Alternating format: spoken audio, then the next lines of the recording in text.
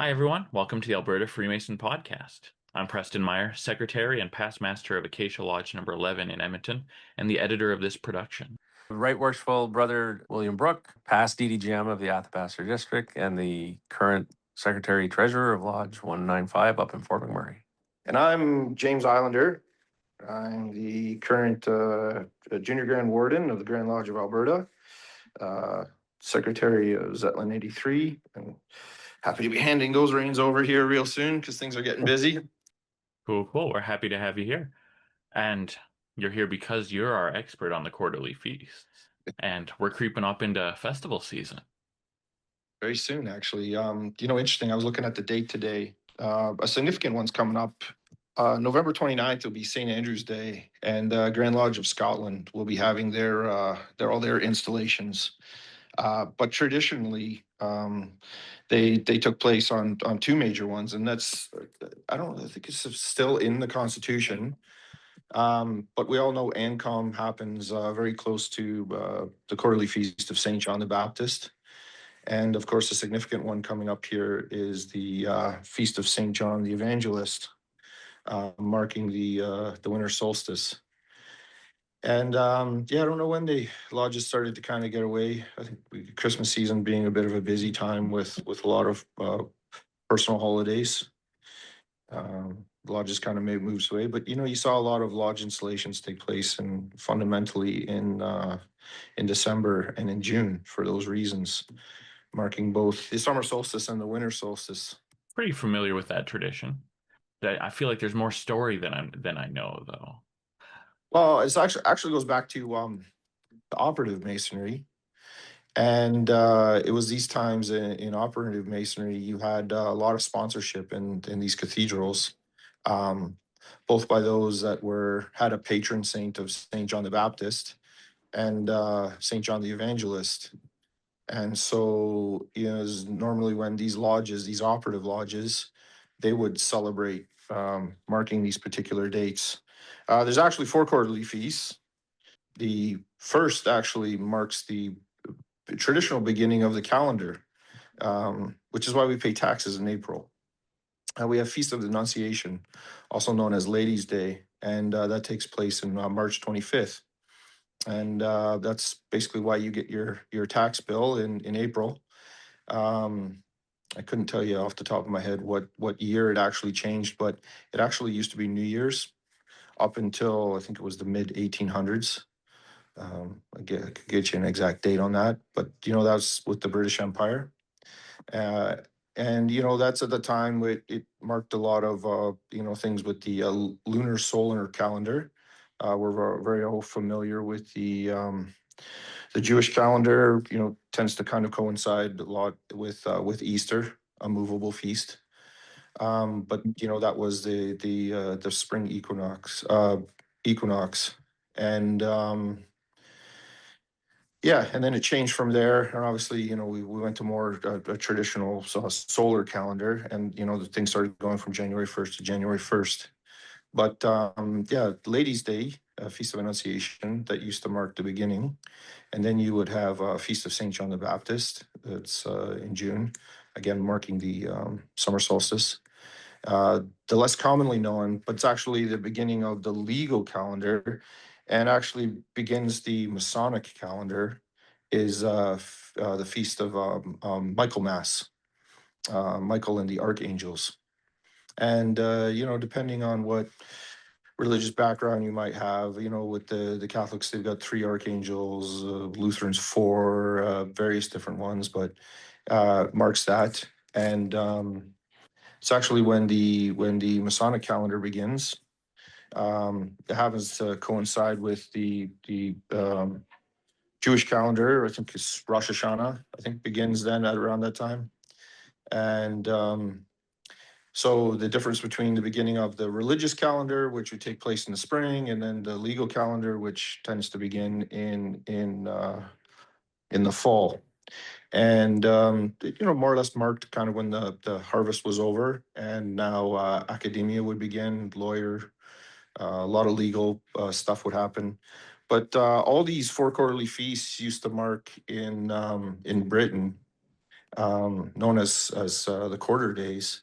It's the time when, rents would be paid, contracts would be drawn up, people would get paid, and so, you got cash in the pocket. It was a time to celebrate. In fact, a lot of lodges still over in England, they meet 4 times a year.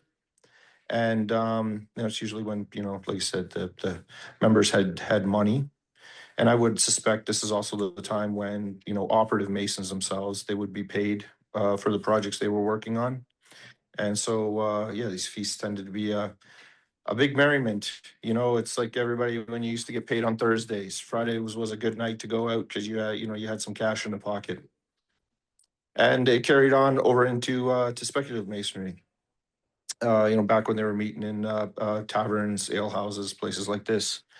It's interesting to note on the founding of the what they call the Grandmother Lodge, United Grand Lodge of England, which used to be the premier lodge of Grand Lodge of London.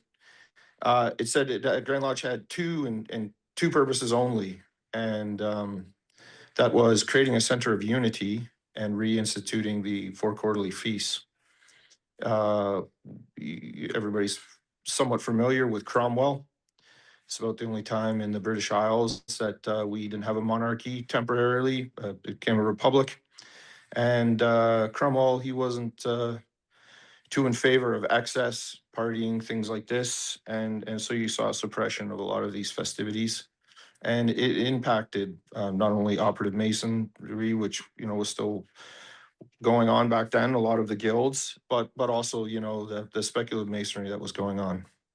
And so, yeah, masonry would have taken a big hit at that time because these activities were illegal to celebrate these quarterly feasts. So it's funny how lodge growth, membership growth, significant after 1717 when these feasts were reinstituted and they started to be pushed. You saw significant growth in membership, not only in the Grand Lodge of England, same in Grand Lodge of Scotland, Grand Lodge of Ireland, and over into continental masonry. So these feasts were a significant part.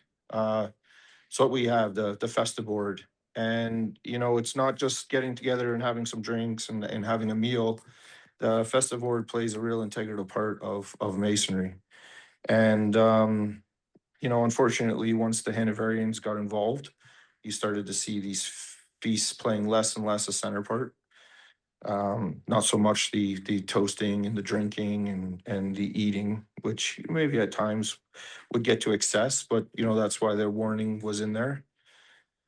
To keep yourself within due bounds. But things definitely came a lot more ritual based once the Hanoverians tried to separate this. A lot of these Jacobean styles of feasting that was occurring in the lodges at that time. So these quarterly feasts, they're definitely the root of a lot of the practices. We don't recognize as much or understand why today, but you'll see it within a lot of lodges, especially when it comes to their installations, marking June and both December. These things are a tradition for a lot of lodges, but they don't understand why that tradition exists. Mhm. They just know, oh, we look after like the two St. John's and say, oh, we do a feast here and we do a feast there, without even really knowing why. Yes. It's become such a tradition to the lodges that they just by route, oh, we have to do this, so we just do it. It's almost like having a burn supper. It has to be January 25th. That's his birthday. We have to do this, blah, blah, blah, because it became a tradition. Right. And not that there are bad traditions. It's just that people just don't understand why we do what we do. It's just like we just know we do it. Yeah. That's true of most traditions. We've forgotten the why and we just know what we do because we tend to be fairly practical, maybe. We remember the practice and sometimes forget the story.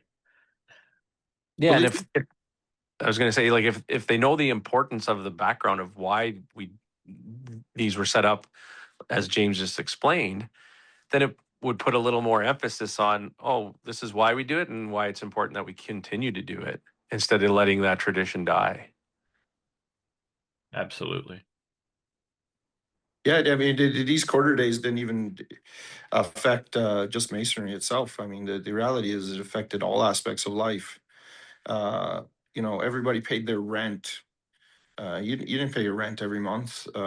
Contracts would go for 3 months, certain periods in time. So all of society was kind of based on this. And interesting enough, even in Scotland, they had the quarter days as well, of what they refer to in England as cross quarter days. And they fall on certain milestones, like uh, not as well celebrated or recognized, but Groundhog's Day. Why is it February 2nd? And this was known as a cross quarter day in Scotland. And for there, and it fell more along the line of when actual seasons happened. But there was also the religious holidays that would occur on that time. It would be the end of Epiphany and February 2nd and Candlemas. But we still know it, today as Groundhog's Day here. But we have no clue of what the origins of it is. And May Supper, it's another cross quarter day, and again, we've no recognition of it. August long weekend is, it's to us, it's just a civic holidays here. It's Lambeth Day. I mean, Plowman's Day, beginning of the harvest. So these quarter feasts and cross quarter feasts, and these affected everyday day aspects of everybody. And and that's why they really took root in a lot of things. And yeah, I mean, do we know them today? We might know what Christmas, but it wasn't even to mark Christmas. It was December 27th after. And we might see it in the tax season, things like this. But yeah, really the only real legacy left to carry it over these things is really what we see in the lodges, with the institutions, right? With the having installation. So I know originally, I think annual communication here used to be in May, but it was moved again, and it was moved so that it didn't interfere with. Oh, you know what? Here's a good point. Oh Canada. The song wasn't originally written for Canada Day. Was originally written for the Feast of St. John the Baptist. St. John the Baptist, a very, very Catholic holiday in Quebec. Was originally, O Canada was originally written for that. The words have definitely changed quite a bit since then. But, still a very fundamental holiday celebrated there. Catholic of all things. But, you could see how these holidays definitely marked significant aspects through the year. And when you try to explain to people back then, what the equinoxes are, the vernal and the autumnal equinox and the solstices and stuff. But again, I don't think people fully understood why the holidays happened at those points in time. They just saw the change in the weather, right? And in Freemasonry, they were starting to look at other things and explaining it to the brethren of the actual significance of these holidays. And to a large extent, it's things we still look to try to understand today, markings of time, marking these events. And I think maybe it's still important for lodges to do so because, we get so busy, years go by and years go by, but we're not slowing down to mark any of our achievements. We're having progression in the lodge. We're having changes in lodges. We're having changes in our own life. And, I still think there's a lot of benefit to these holidays, especially, at the time of installations. We're having more change. Um, you're seeing the old become new again, and with the passage of time. And so it's good to kind of stop and look at these waypoints to see, hey, how have we progressed? How are we doing? Are we looking forward? And I think sometimes maybe it's more important if we would kind of maybe slow down a little to mark those occasions so that we could mark the progress as well. Yeah. And not only mark the progress, but it also shows the health of your lodge. So if you are cycling through your officers every year, and so every year, say you have a new worshipful master, a new wardens, all that kind of stuff, it actually shows that your lodge is healthy. You've got growth. you have some sort of sustainment model that's going on. If your lodge is recirculating the same past masters going through the chairs over and over and over again, your lodge isn't growing. But if you're not paying attention to it, like you said, and you just keep progressing at the speed of light, you're not going to recognize that your lodge is in trouble Yeah. because of this, right? And then the other thing is that there's a lot of these installations that happen. They do the installation because they have to. It's an administration function of the lodge and everything else like that. But then once the installation is done, everybody goes home. And they forget to do, like, have that gala, is celebrate the fact that you just turned over your officers, and, you know, invite your significant others out, like do that type of festive board as well, because it dovetails into it. A lot of them, like, we do the administration function and we're good enough, and then we just leave. Yeah. Which, you know, it just lacks. Yeah, there's a lot of lodges where that's how they operate year round for all their meetings, is just out of habit, do the administrative things, skip education, skip the meal, go home. And that's really unfortunate for a lodge. Yeah, you're taking away a lot of the aspects of what Freemasonry can or lodge can offer to Yeah, the membership, right? It's like, hey, you know, you're working hard. Everybody's very busy in their life. You're taking the time and effort to make this commitment to come here. Well, you know, work is the rewards, right? Like you're supposed to have some rewards for your work. Yeah. You know, we talk about, workers' wages and you know the allegory of corn and wine and oil. And you know, it's funny you touch on those things right there, like you know, the benefit of the education, the benefit of the social interaction, and the feasting that's important with that, right? Like, let's be honest, how much easier would it be listening to, you know, if you're reading out 10, 15 minutes of correspondence or minutes, well, it goes down real easy with you know, maybe a couple of bites of chicken or you know, some prime rib. And you know, we don't obviously, you know, carry on that inside the lodge anymore, but you know, to have it you know, before or afterwards, it's definitely an integral part. And you know, it's the point of coming together, right? Overall, that's what we are. We're a fraternity. So to have that social interaction, you know, I go back to Gordon Bristol had a fantastic point. He goes, you know, if you're just coming to lodge and you're just sitting in lodge, you're not actually interacting with the membership much, and so you're not having an ability to build that friendship and those bonds. Where does that take place? Well, that's either at the festive board before or the festive board after, and that's where that that social mirth is occurring.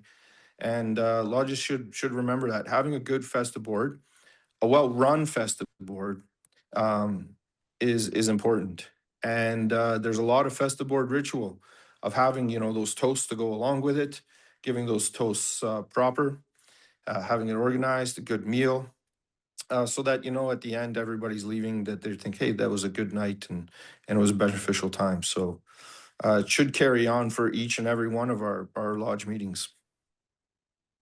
Yeah, absolutely. And like the old saying, right? The quickest way to a man's heart's through his stomach. So but it's true. if you have a great festive board, the meal's great. They're going to remember that. They're going to remember how they felt during that, you know, that time, and it's going to make them want to come back. Absolutely. If all a new guy hears is the minutes and then arguing about, oh, we should change this bylaw, and then closing the lodge, that doesn't draw people in. No. No, no. I It's heard, always the extracurricular stuff that we provide. That's the draw. That's what yeah, brings them in. Yeah. and that's the part That's that what takes sustains. leadership. Yeah, and that also sustains them. They're going to want to stay. Yeah, They're going to stick around for years to come, type of thing, right? yeah, No, the historical, some of the historical references to some of these quarterly feasts, I mean, just absolute fantastic stuff, fun stuff, I think. You know, you would hear that entered apprentice on their initiation. Uh, Good chance they were actually paying for the feast. So you know, you wanna join, you wanna have some fun. Good, you know, look at that and entered apprentices. That's what they would do. They would help look after that stuff. And some of these bills, like, you weren't squabbling over, how much are we spending? Is it 10, $15? You went in, you ate, you drank. And at the end of it, the senior warden took the bill and divided up by how many members were there. And upon entering the next lodge, here's your bill for the night. It's not about, well, yeah, but I only had the Big Mac and fries. You would see some of these lists of what was being eaten. Sides of cows and a couple dozen chickens, and they definitely enjoyed themselves. Few barrels of beer and more than a couple of bottles of wine. Uh, and but everybody was enjoying it, right? And they weren't nickeling and diming each other while doing it. And when you went to show up to the meeting, you had to have a really good excuse of why you weren't at the last one. Because if you didn't have a good excuse and it wasn't a good reading, you were censored from coming back. It's like, hey, listen, we want guys that are going to participate and show up. And understandable if you have a very valid reason, but senior warden would go, hey man, here's the bill from the last one, and oh, by the way, you weren't here, so either pay up or you won't be able to come back. So it's guys that wanted to be there, that wanted to participate, knew the expectation, knew that it was happening. Now, in all fairness, it was 4 times a year, maybe 5, compared to some lodges are doing it 2-3 times a month. Could you do that to the same degree? Most likely not. But travel was much more limited back then too, right? Took a lot longer to get where you were going, and you didn't have maybe the roads of the same quality or the lights. I know a lot of lodges used to operate by what they call moonlight lodges. They would meet, a couple of days after the full moon. So, but definitely a tradition of it, and having these fantastic, well-run festive boards. And we all know it's a struggle, when you're going in as junior warden. Who's going to run it? It's a lot of work. It's almost just as much work as when you're up in the lodge of being able to put it together. And certainly everybody's going to have an opinion on it. The way he cooked his potatoes, or trying to keep everybody happy, and diet concerns. Could imagine what it would be like back then. Oh, I'm lactose intolerant, or I'm gluten intolerant, or things like this. But it definitely, you can see by the records, it showed, when feasting was a significant part of Freemasonry, these quarterly days, membership just absolutely skyrocketed. So, a lot of lodges are like, we're trying to get, guys out. Well, hey man, maybe it's about providing an experience, right? And providing it, but including them in it as well too. And as a very wise man, mentor of mine said, you should leave with a full heart, a full head, and a full stomach. And that's what people are looking for, especially nowadays. So, And if your lodge is like financially viable, like why scrimp and try to save money on your festive board? Like don't work. Like if you can afford the festive board and give a 3-course meal or whatever the case may be, then do it. It's not always about just appetizers or finger food or whatever the case, and that's your festive board, because that's kind of a lackluster type of thing. But like you said, if you give them a really good meal, have really good conversation, they're going to remember that. They're going to want to come back to that. And if it costs a little bit of money and everybody can afford it, then it is what it is. You do it, right? Because there's an end game. There's a payback to having a good festive board, right? And it's not always about like I need to save money, so I just you're going to get potato chips and whatever. yeah. So like it's an integral part of Freemasonry, and it shouldn't be overlooked. But it takes a little bit of work. You got to plan it. You got to make it happen. And Yeah. that's, I think, the area of difficulty for a lot of lodges is some of us are too tired to put in the work anymore. Yeah. And I that'll think get a little frustrating for everybody. in some lodges, what I see is the junior warden will actually say, okay, here's the list for the festive boards. Here's the dates. Who's doing it? and he'll arrange with other guys in the lodge, and they'll provide the festa board on that date, right? So then the junior warden's just coordinating it, but he's not having to do it all. You know what I mean? So, if you could do something like that, if you have enough members that are able to do it, right? Spreading out the work's a great idea. If you Yeah, can't handle doing it all yourself, definitely delegate. Don't just let it fall apart. yeah. It was part of our table ritual, even says, and so important was the feast that he was given two assistants to assist him with. And, Hmm. these are with the stewards. And not only that, traditionally in that aspect, entered apprentices never stepped in a lodge until they were fellow craft. Their training and their participation in lodge was pretty much limited to one area and one area only, and that was setting up and cleaning up the festa board. And I'm not saying that's how things have to be. Please, Luke, I'm not trying to get that it. But this was the thing, right? That it was important to put on, and there was just as much planning and work and effort that needed to go into to providing a good festa board. It wasn't a small afterthought. It wasn't okay. Let's stuff something in our face and get up to lodge. It was an integral part of lodge, so it required more than just one set of hands. Oh yeah. And to find a way to make it work so that it's being looked after and people are being delegated and want to assist in providing that experience because they know the rewards of it. Yeah. And if you're running a really good festa board, that's where your networking really comes into play, where you get to know each other really well, and then it builds those brotherly bonds when you have a really good festive board and you can sit down and you can talk, and you spend some quality time with each other, right? Instead of just like, oh, this is just another thing I'm doing, check the box, and then we're done. Yeah. I heard a great line a little while ago. I think it was from a past grandmaster, but I can't remember for sure who I heard say it.